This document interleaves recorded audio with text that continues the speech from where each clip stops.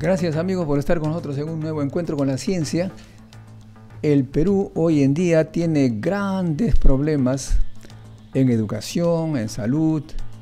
Es muy difícil salir de esta situación si no se cuenta con una verdadera educación en ciencia y tecnología. La ciencia y tecnología tiene que ver con la salud, con el progreso, con el bienestar de una nación. Por ejemplo, tenemos el caso de estos cambios de clima hoy en día en los Andes, que sí, literalmente acaba con las vidas de muchos niños y ancianos también, que por cambios climáticos se ven sometidos a un frío tan tremendo, tan intenso, que la neumonía hace presa de ellos. Esta situación podría disminuir en gravedad si es que se contara, por ejemplo, sistemas con un ambiente apropiado en las casas de los Andes. Estamos en un país que se llama el país del sol. Somos los hijos del sol y es increíble que en esta situación, en esta gran suerte que tenemos los peruanos, haya gente que muere por el frío. Una de las soluciones que ha tenido en los años 70 la Universidad de Ingeniería es utilizar la energía solar para crear ambientes apropiados en los Andes, que está irradiado generosamente por el sol, pero también no solamente para tener una temperatura amigable en los hogares, sino también para contar con electricidad, para lo cual es necesario celdas solares. En los años 70 las celdas solares estaban por los cielos en cuanto a precio. Hoy en día vamos a ver cómo se encuentran. Para eso hemos invitado al doctor Jorge Urdanibia, que se doctoró en la Universidad de Sao Paulo. Estadual de Campinas. De Campinas, está cerquita nomás de Sao Paulo. Físico egresado de la Universidad Nacional de Ingeniería y hoy trabaja como profesor en la Universidad Ricardo Palma, en la que él enseña física. Bienvenido al programa, Jorge. Tiempo que no nos vemos. Así es. Muchas gracias por la invitación. Buenos días a todos tus radio oyentes. Como decía hace un momento, las celdas solares estaban por los cielos en los años 70. ¿Cómo ha evolucionado este precio con el avance de la tecnología en muchos países asiáticos, sobre todo? Bueno, así es. A inicios, la investigación de celdas solares fue básicamente en base a lo que es silicio cristalino.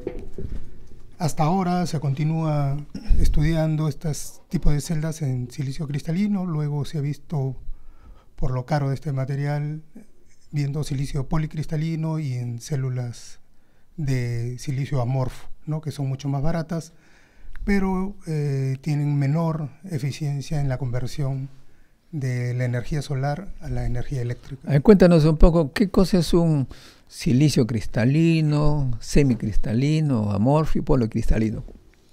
Bien, las celdas solar, bueno, en las que yo trabajé, fueron en base a silicio cristalino, que tiene un tipo de crecimiento. Hay dos técnicas de crecimiento, que es la de Czochralski, y que demanda tiempo y dinero también en la fabricación. Entiendo que el silicio se encuentra, por ejemplo, en la arena. Exactamente. Es abundante el silicio en la naturaleza y por eso... Para hacer un cristal, ¿qué tenemos que hacer? ¿Someterlo a altas temperaturas? Exactamente. Es hacer el crecimiento, ¿no, verdad?, ordenado, y esto se consigue a altas temperaturas. Son lingotes que van creciendo muy lentamente. Yo me acuerdo en la época de maestría en física, el doctor Giglio, uruguayo, que les enseñó que a partir de un cristalito pequeñito, colocando una sustancia adecuada, que es obviamente similar a la semilla, este comienza a crecer, crecer. Efectivamente. O sea, igual acá de la arena obtenemos algunos cristalitos de silicio y luego por procesos que tú me vas a explicar, comienza a crecer. Así es, se tiene, como tú bien dices, una semilla, la cual ya tiene una determinada orientación, y encima de esa semilla, de esa orientación, crece el cristal dependiendo, bueno, las características que uno quiera darle, ¿no? Porque para celdas solares, silicio cristalino se crece de manera dopada, o sea, no es netamente que el silicio sea puro, sino que ya puede crecer, digamos, tipo P, es decir, tiene un dopaje como, por ejemplo, de boro, ¿verdad? O sea, tú tienes un cristal puro que está hecho en este caso, de silicio, bien ordenados, geométricamente ordenados, y de vez en uno de, no sé, 1.000.000, le colocas otro átomo diferente que le da características, positivo o negativo. Así es, porque para la formación de una celda solar, ¿no?, se necesita dos tipos de silicio, tipo P y tipo N. Esta característica de tipo P o tipo N viene dada por el dopaje que se le da previamente al silicio. Porque hay átomos que son, digamos, afines, absorbentes de negativos, y otros que más bien expulsan los negativos, ¿no? Claro, en el silicio, por ejemplo, cuando se hace ya un crecimiento tipo P, esto es, el silicio en su formación propia del cristal tiene 4 átomos de valencia, que esto se enlaza con los otros átomos de silicio, ¿no? Y así va creciendo todo el cristal. Pero si en vez de un átomo de silicio colocamos un átomo de boro, el átomo de boro tiene 3 electrones en su necesita uno valencia, más. Y claro, y queda en déficit. Vacío. Queda vacío ese lugar, que luego en contacto con otro silicio tipo N, en los cuales, por ejemplo, el silicio es dopado ahí con, por ejemplo, fósforo, además tiene un electrón de más, y cuando se junten ambos, los electrones en exceso del tipo N van a pasar al tipo P, formándose una diferencia potencial. Ahora, que es el que va a servir para... Y eso es complicado. ¿Por qué es tan complicado hacer crecer esos cristalitos? ¿Por qué es tan caro? Bueno, no, yo propiamente he trabajado el crecimiento. Yo he trabajado ya en base a las obleas de silicio tipo P, tienes ya el cristal para construir propiamente la celda solar. O sea, tú tienes un bloque y tienes que cortarlos. Exactamente. En pequeñas tabletas. En la adquisición, en la compra, ya uno, digamos, ordena las obleas de silicio, la verdad, de tipo P, y ya vienen cortadas, lo que son la base que yo utilizaba en mi tesis de maestría para la fabricación de celdas. Lo que yo necesitaba más bien era tener la otra parte del silicio tipo N, es decir, dopado con fósforo. Y este dopaje lo hacía también a temperaturas de 400. La oblea se colocaba a altas temperaturas de 400 grados centígrados más o menos en un ambiente de fósforo gaseoso, y este fósforo penetraba en una de las caras de esta oblea de silicio, de tal manera de tener la junción PN. Antes tú tenías para una celda solar, costaba bastante caro, ¿no? En los años 70. Sí, realmente la fabricación, ¿no es verdad?, de celdas solares siempre han sido caras. En laboratorio mucho más, porque como es de investigación, uno busca las diferentes formas de cómo obtener una mayor eficiencia, ¿no? Siempre en búsqueda de la mayor eficiencia de la conversión de la energía solar en energía eléctrica. Y en las celdas solares de silicio cristalino, en la época que yo estaba trabajando, que era más o menos en el 95, estaban del orden de 15%, nosotros llegamos a obtener un 16-17% en laboratorio, ¿verdad? Y ahora el mercado... Ahora está más barato, ¿no? Se dice que prácticamente la energía solar es competitiva ahora con otras fuentes, ¿no? Bien, claro, ahora con el progreso y la fabricación de nuevas celdas, digamos, policristalino, en donde ya no se requiere un mayor tiempo en el crecimiento de una sola dirección del cristal, sino puede ser policristalino, justamente eso, porque puede tener varias direcciones en el crecimiento. Estas son un poco más baratas. Claro, la eficiencia cae un poco, pero son los componentes de las celdas fotovoltaicas que están ahí en el mercado, ¿no? Y en el Perú ha avanzado bastante el mercado. He visto que hay celdas solares en varias casas, los techos de las casas en Arequipa, por ejemplo, hay bastante, Sí, Tacna, etcétera, ¿no? así es, sobre todo en provincias, en lugares donde no tienen contacto con la red, ¿no?, hidroeléctrica. Ahí ciertamente es conveniente el uso de estas celdas solares que pueden tener un uso variado, ¿no?, tanto para alumbrado como tanto para bombeo de agua.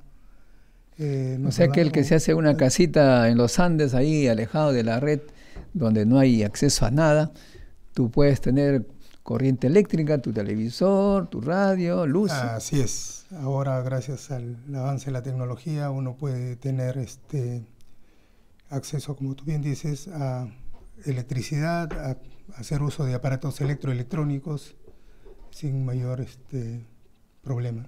Y según he leído, los chinos están prácticamente como los dueños del mercado. Liderando el mercado. ¿No? Sí, en Alemania, en Francia, han quebrado las empresas solares porque los chinos venden a precios mucho más baratos. Al igual que en el campo textil. Igual que sí, pues, en todo están en realidad, ¿no? En todo, es verdad. Ellos han desarrollado paneles de 1 metro, 2 metros cuadrados, ¿verdad?, con relativa eficiencia, pero el costo es mucho menor, ¿no?, lo que hace más accesible. Incluso he visto que han construido una planta solar, una central solar en un lago enorme, y que es la planta solar más grande en el agua, digamos. Es increíble cómo es que estos científicos chinos e ingenieros han avanzado. Y en el Perú, ¿cómo ves tú el avance? ¿Notas algo? Bueno, no hay, infelizmente, un avance. Bueno, estoy un poco en sí desligado, porque estoy trabajando en otra área ya de la ciencia, más dedicado a la docencia. Hay esfuerzos, ciertamente, en la misma Universidad de Ingeniería, la parte mecánica, que tiene su posgrado en energía solar, pero no sé bien si es que ellos están en la parte de producción. Ahí Aníbal Valera ensaya solares, o trata de hacer. Dime, hablemos ahora sobre la física en la universidad. La física siempre ha sido un tema complicado, incluso para los físicos. ¿Cómo es que ¿no? tú ves, cómo tú recibes a los estudiantes de secundaria que acostumbrados a una secundaria de fórmulas sin comprender muy, digamos, correctamente los principios y cómo funciona la física? ¿Cómo ves el choque que ellos reciben? Sí, bueno, la verdad es un reto, ¿no? La mayoría, infelizmente, de estudiantes vienen con una deficiencia en formación de lo que son física, de saber bien los conceptos, inclusive, ¿no?, de lo más básico, de lo que es la cinemática, ¿no?, porque no se trabaja, digamos, en el colegio con vectores, ¿no?, de tal manera que no logran distinguir, por ejemplo, si una magnitud física es escalar o vectorial. Además, que en la universidad, bueno, se requiere del cálculo diferencial integral. Wow. Para hacerlo. O sea, en el colegio solamente les enseñan fórmulas, digamos, en escalar, y simplemente fórmulas, sin comprender básicamente el concepto, ¿no? F igual a M por A, pero no entienden qué significa, aplican nada más la fórmula. La fórmula de la cinemática, X igual a X0 más B por T, y ya se acabó, y claro, y sin ejemplo, comprender. Prácticamente es matemática lo que aprenden. Exactamente. Este ejemplo de la velocidad es distancia entre tiempo. La definición, ¿no es verdad?, propia de la velocidad, que es el desplazamiento, que es un vector entre la variación del tiempo. O sea, ya le da un carácter vectorial y uno tendría que utilizar tiene que tener vectores, su dirección, en qué sentido. Para, efectivamente, ¿no? Que quede si yo voy a 50 kilómetros por hora al norte y otro automóvil va a 100 por hora hacia la sierra, si a alguien se le ocurre sumar la velocidad, dice 50 más 100. Así es. Y no es bien así. Así es. No es verdad. Eso siempre me hace recordar un amigo que decía, tengo en su techo, quería hacer pues su techo de teja, ¿no? Entonces tenía la parte horizontal que podía hacer era 10 metros y la parte vertical 1 metro, y entonces él decía 10 más 1, tengo que tener 11. No sabe que tiene que haber ahí una suma ahí al estilo Pitágoras que tiene que ver algo con los vectores, ¿no? Exactamente. Sí, Esas pues, cosas. esa es una de las deficiencias que se tiene, que no se ve, entran con estos ¿Y cómo tú como conceptos y profesor no hay que, asumes el digamos, reto? ¿Cómo repetir. logras tú resolver esos problemas? Asistido, ¿no es verdad? Ahora, felizmente, con las metodologías, ¿no? Con las TICs que se pueden aplicar para hacerle más ilustrativa la enseñanza, o un video, o un flash, una aplicación, en las cuales ellos puedan observar, ¿no es verdad? Y tener plenamente conciencia de que, por ejemplo, la velocidad efectivamente necesita de una dirección, es un vector, ¿no? Y igualmente los otros conceptos que uno va a ir desarrollando en la carrera, que le va a ser ciertamente útil, ¿no? En su formación básica para toda la carrera de ingenierías. Así es, amigos. Ustedes seguramente han sido estudiantes, se han chocado con la física o las matemáticas. Pueden llamar al 421-2893, 421-2893, para hacer preguntas y contarnos su propia experiencia con su profesor de física. También tenemos al 938-248-311. 938-248-311 es el WhatsApp. Pueden llamar entonces, amigos, para preguntar y opinar cómo es que sufrieron o gozaron la física en el colegio. Y ciertamente ahora se ve, no solamente en el Perú, ¿no? En el mundo, en la carrera de ingeniería, una disminución, la verdad, de los estudios de ciencias, de física. Ya no, digamos, en el tiempo en que nosotros estudiamos, con algún mayor rigor, sino que los temas inclusive han ido disminuyendo, verse de una manera, digamos, más leve. Bueno, y por supuesto tenemos aquí, hay una llamada.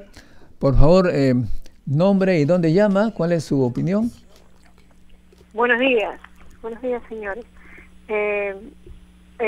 Quisiera agradecerles por esta exposición tan interesante, porque nosotros que pagamos ingentes cantidades, les hablo de Surco, y aquí, por ejemplo, el pago de los servicios, sobre todo en electricidad, es altísimo. Entonces, la idea de los paneles solares, solamente está, por decir así, el expendio, la venta de estos paneles. ¿Cuál es el de mejor calidad o cuál es el que más se aplica, por ejemplo, para una familia de 4 personas con terma y lo habitual que solemos tener en casa? ¿Qué cosa es lo que mejor se aplica? Y otra cosa, ojalá que el nuevo gabinete que ha convocado y está formando el actual presidente convoque también a cerebros y a luminarios así como ustedes, que realmente hacen que la diferencia entre lo que es populismo y lo que realmente requiere el país para poder avanzar. Los felicito bastante y yo los estoy escuchando, y ojalá que al final puedan ustedes dar su página o alguna dirección donde podamos matricular a nuestros hijos y podamos mejorar su crecimiento. Gracias. Bueno, mire, en lo que respecta a las celdas solares, tenemos al doctor Manfred Horn, ¿no es cierto?, que está muy relacionado con los precios, las empresas. Hay varias empresas en el Perú. Ustedes pueden llamar al doctor Manfred Horn al teléfono 381-3868 o al 481-0824. 481-0824, el doctor Manfred Horn de la Universidad de Ingeniería. Él es el que se relaciona con los precios y las tecnologías. Estas celdas solares son muy importantes e imprescindibles cuando uno quiere hacer una casa de campo donde no hay la red, pero en Lima obviamente el consumo es masivo, la red es la más barata. Sin embargo, de acuerdo también a las experiencias de algunos colegas, en Lima sale económico a largo plazo las termas solares. Las termas solares son fácilmente construidas, incluso de una manera artesanal. Si ustedes entran a YouTube, pueden ver allí cómo construir una terma solar en su azotea. para contar con agua caliente. Claro, cuando ya es en la época de invierno con poco sol, no resulta muy conveniente, pero se recupera la ganancia, sobre todo en los periodos solares, que ya no necesitan ustedes termas eléctricas, que son las más caras que puede uno imaginar. El consumo de electricidad para calentar agua para la ducha es una cosa increíblemente cara. Termas solares, entonces tienen ustedes la posibilidad, y el doctor Manfred Hor les podrá indicar a todas las empresas que existen. También, por supuesto, ustedes obviamente a través de la internet pueden averiguar termas solares, y allí hay una serie de precios y características. Hoy en día la tecnología china permite que estas sean asequibles a todos nosotros, ¿no es cierto, Jorge? Así, efectivamente, ¿no? Ahora todavía sale caro, ¿no?, tener el funcionamiento de una casa convencional en la ciudad con energía solar, por la demanda de todos los dispositivos que uno cuenta en casa. Nosotros, amigos, dicho sea de paso, en el CEPRESIT, el Centro de Preparación para la Ciencia y Tecnología, animamos a los padres de familia para que sus hijos ingresen al mundo de la ciencia desde pequeño, para que no ocurra lo que nos está contando el profesor Urbanidia, que los chicos llegan a la universidad sin comprender los fenómenos físicos. En el CEPRESIT preparamos a los niños desde los 7 años para comprender los principios básicos con experimentos, no nada de fórmulas, con experimentos sobre todos los fenómenos de la física. Esto se da los sábados de 9 a 11 o de 11 a 1 en la esquina de Narciso La Colina y Paseo de la República en Miraflores, y pueden llamar ustedes o pueden ver en el sitio web www.cienciaperú.org, cienciaperú.org. Allí también, amigos, otro problema, Jorge, que ahora contamos en la universidad, es que hay ha habido pocas tesis, porque la ley no permitía, o sea, no requería que un profesional sea profesional con tesis. Sin embargo, la nueva ley exige que todos lo hagan con tesis, ¿no es cierto? Así es, como ha debido ser. Como siempre. Es por eso que nosotros en el CEPRESIT hemos iniciado cada mes un curso sobre redacción de tesis, cómo investigar y redactar tesis y artículos. Este mes será el 7 de abril de 3 a 7 p.m., este sábado, 7 de abril de 3 a 7 p.m. También la información está en www.cienciaperú.org. Y por supuesto, para promover la ciencia y la tecnología, estamos iniciando un programa que es la ciencia divertida familiar. ¿Qué significa esto? Que en lugar de ir usted con su hijo al cine y ver allí cosas a veces interesantes, pero a veces no tanto, pues pueden ir un sábado de 3 a 7 p.m. o 3 a 6, dependiendo, usted con sus hijos para hacer experimentos juntos. Esto lo vamos a avisar dentro de pocas semanas. Y también tenemos el Encuentro Científico Internacional, que se da en Lima del 30 de julio al 1 de agosto. En este encuentro vienen científicos del mundo entero, peruanos y extranjeros, para explicarnos los avances de la ciencia y la tecnología.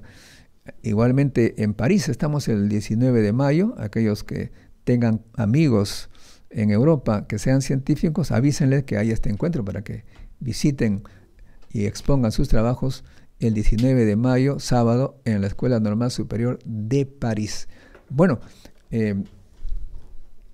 Jorge, entonces tú estás ahora establecido, te dedicas a la docencia, seguramente que estás aprendiendo técnicas para poder compensar las dificultades del colegio.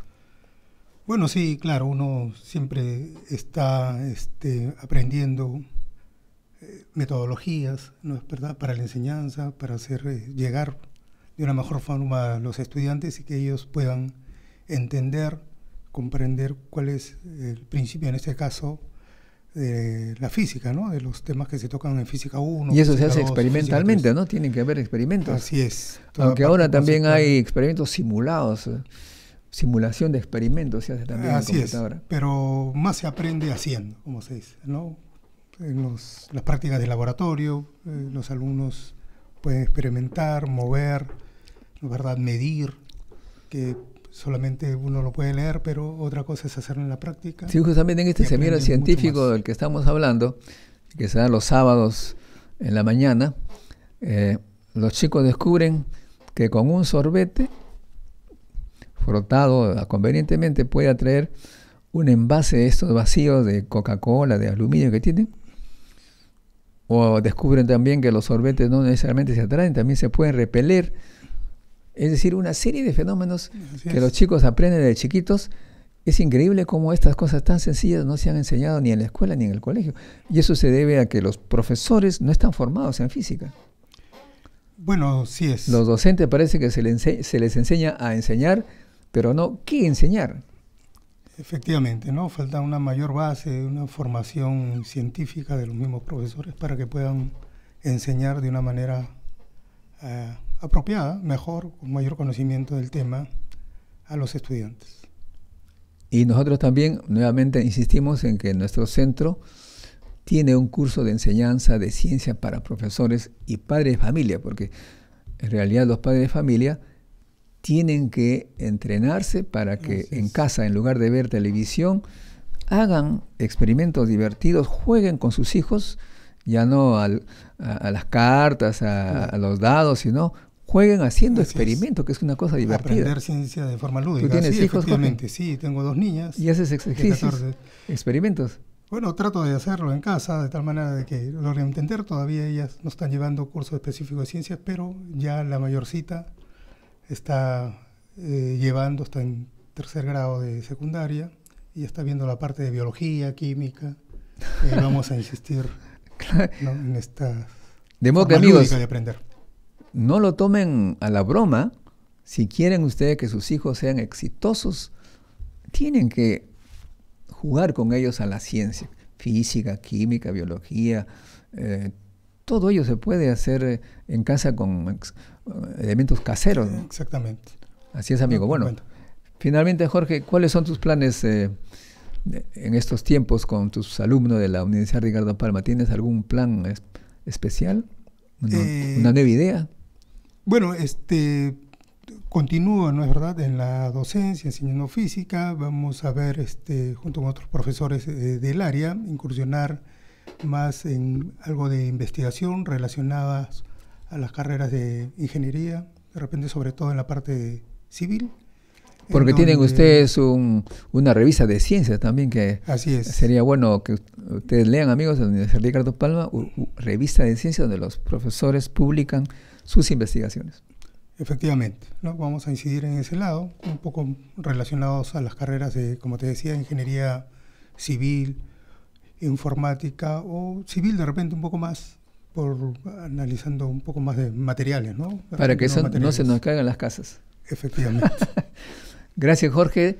Será pues con nosotros hasta dentro de un momento con otro entrevistado de gran importancia. Gracias, Jorge. Gracias a ti, Modesto. Hasta el próximo.